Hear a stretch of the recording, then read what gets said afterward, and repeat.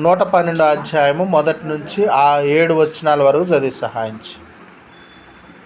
కీర్తనల గ్రంథము 112వ అధ్యాయము మొదటి నుంచి 7 వచనాల వరకు.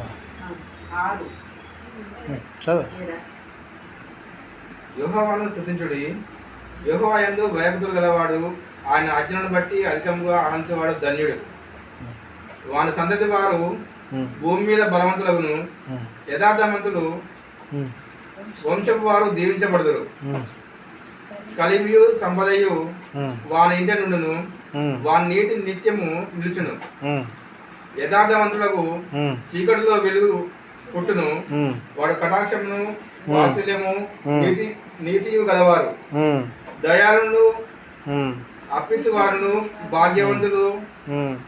న్యాయ విమర్శల్లో వారి వ్యాజ్యము గెలుచును. అట్టి వారు ఎప్పుడూ కలిగింపబడరు. నీతిమంతులు నిత్యము జ్ఞాపకంలో నుందురు.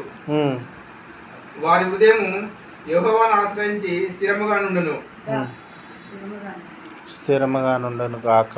ఆమేన్. దేవుడి మాటలు దీవించును గాక.